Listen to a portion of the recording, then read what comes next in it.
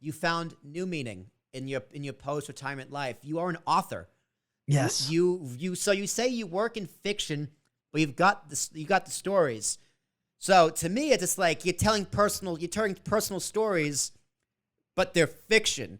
You're telling true stories that are now fake. So please untangle that for me. Yeah. I'm assuming it's just, you have these stories, but you can't actually use their names for legal reasons because it was an actual case, right? Am I close? Well, it kind of like you take a story and then you just kind of I just kind of spin it a little bit here, a little bit there.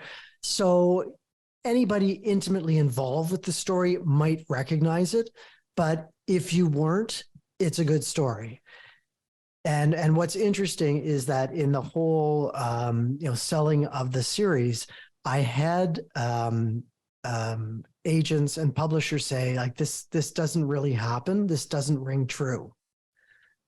And it's like, oh, okay, all right. It's like you have no idea.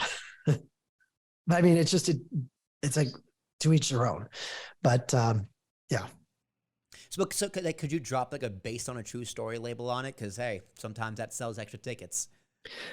Yes and no, except I don't know, because I wonder if then you're kind of held to a higher standard. Right. And one of the things I like about writing as crime fiction is my intention is not to re-victimize anybody who is involved the first time around. And I mean, I know we all love true crime, and what do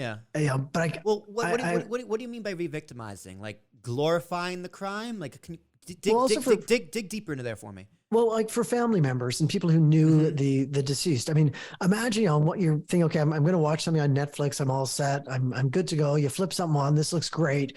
Then you realize it's a story of somebody you know. Right. And it just kind of changes the whole dynamics.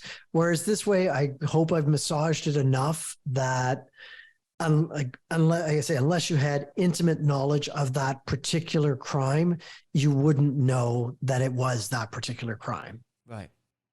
Yeah. So I understand. So we had that issue with like the Dahmer series that came out this past fall, and the victims and the families the families of the victims were not happy. No. Which, hey, if I were them, I would also be not happy because the show was phenomenal. Is a terrible word to use, but the way it was created and the art was phenomenal in terms of how it was made and acted and written and portrayed. Yeah.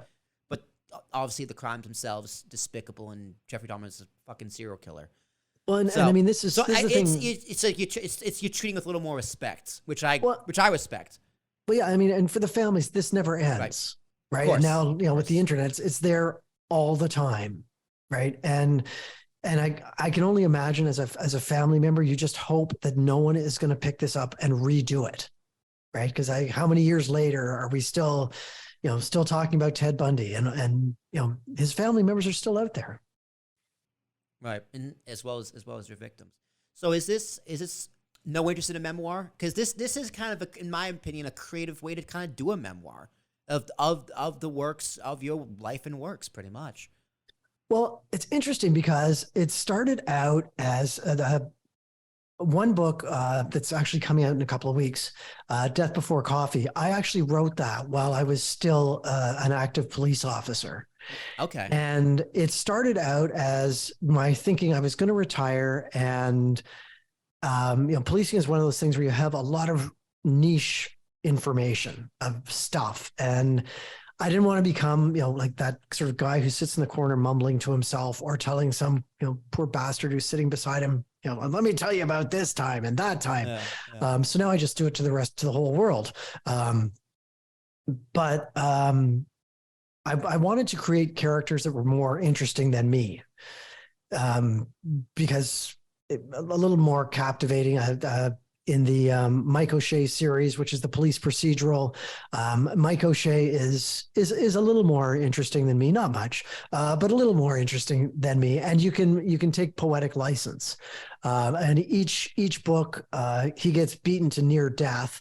In actuality, I don't think a human being could take that kind of a beating, sort of year after year and still be functional. But in a crime fiction book, you can.